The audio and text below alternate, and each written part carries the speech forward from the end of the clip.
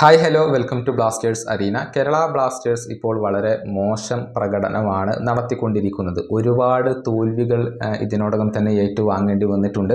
അതുകൊണ്ട് തന്നെ ആരാധകരെല്ലാവരും വലിയ നിരാശയിലാണ്. ആ നിരാശ വലിയ രൂപത്തിലുള്ള പ്രതിഷേധമായി മാറുന്നുണ്ട് എന്നുള്ളതാണ്. ബ്ലാസ്റ്റേഴ്സിൻ്റെ ഡിഫൻസ് വളരെ മോശമാണ്. ഈ സീസണിൽ ഏറ്റവും കൂടുതൽ ഗോളുകൾ വഴങ്ങിയ ടീം അത് മറ്റാരുമല്ല, നമ്മൾ തന്നെയാണ്. ഡിഫൻസിൽ കളിക്കുന്ന എല്ലാ താരങ്ങൾക്കും ഇപ്പോൾ വലിയ വിമർശനങ്ങൾ ഏൽക്കേണ്ടി വരുന്നുണ്ട്.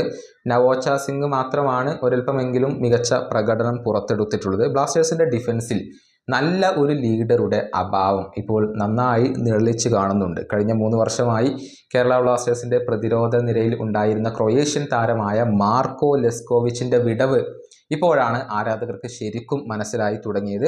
അത്തരത്തിലുള്ള അഭിപ്രായങ്ങൾ ഒരുപാട് നമുക്ക് സോഷ്യൽ മീഡിയയിൽ കാണാൻ കഴിയും. ഇതുമായി ബന്ധപ്പെട്ട ഒരു അഭിപ്രായം ഒരു ബ്ലാസ്റ്റേഴ്സ് ആരാധകൻ പങ്കുവച്ചിട്ടുണ്ട്. അത് നമുക്കൊന്ന് പരിശോധിക്കാം. അദ്ദേഹത്തിൻ്റെ വാക്കുകൾ ഇങ്ങനെയാണ്: പ്രതിരോധത്തിൽ ലെസ്കോയെ പോലെയുള്ള ഒരു നായകനെ നമ്മൾ ഇപ്പോൾ ശരിക്കും മിസ് ചെയ്യുന്നുണ്ട്. അദ്ദേഹത്തെ പറഞ്ഞയച്ചത് മിസ്റ്റേക്കായി പോയി എന്നൊന്നും ഞാൻ പറയുന്നില്ല. പക്ഷെ അദ്ദേഹത്തിനൊത്ത ഒരു പകരക്കാരനെ കണ്ടെത്താൻ നമുക്ക് കഴിഞ്ഞിട്ടില്ല. കോയഫ് അദ്ദേഹത്തിന്റെ വിടവ് നികത്താൻ പോന്ന ഒരു താരമല്ല. ഹോർമിയുടെ ഇപ്പോഴത്തെ പ്രകടനം എടുത്തു നോക്കിയാൽ മതിയാവും. ലെസ്കോ ഉള്ള സമയത്ത് ഹോർമിയുടെ ആ ഒരു ഡിഫൻസീവ് ഡിസിപ്ലിൻ വളരെ മികച്ചതായിരുന്നു. എന്നാൽ ഇപ്പോൾ അങ്ങനെയല്ല. ലെസ്കോവിച്ചിന്റെ സാന്നിധ്യം ഡിഫൻസിന് മാത്രമല്ല മധ്യനിരക്കും വളരെയധികം സഹായകരമായിരുന്നു.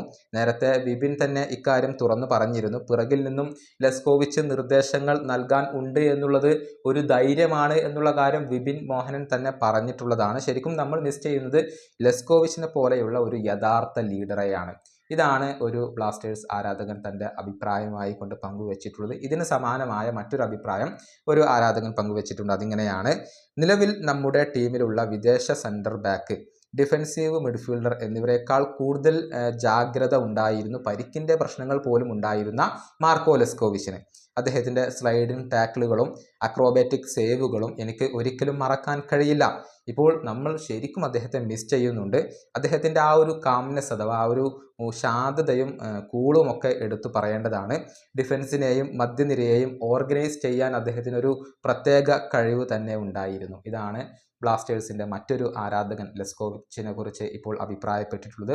പരിക്കിൻ്റെ പ്രശ്നങ്ങൾ ഉണ്ടായതുകൊണ്ടാണ് കേരള ബ്ലാസ്റ്റേഴ്സ് ഈ ഒരു ക്രൊയേഷ്യൻ താരത്തെ കൈവിട്ടത്. എന്നാൽ അദ്ദേഹത്തിൻ്റെ ക്വാളിറ്റിയുള്ള ഒരു പകരക്കാരനെ കൊണ്ടുവരാൻ ബ്ലാസ്റ്റേഴ്സിന് കഴിഞ്ഞിട്ടില്ല. അത് തന്നെയാണ് ബ്ലാസ്റ്റേഴ്സിൻ്റെ ഇപ്പോഴത്തെ ഏറ്റവും വലിയ ദൗർബല്യം. ഈ വീഡിയോ അവസാനിപ്പിക്കുന്നു. അടുത്ത വീഡിയോയുമായി വീണ്ടും കാണാം.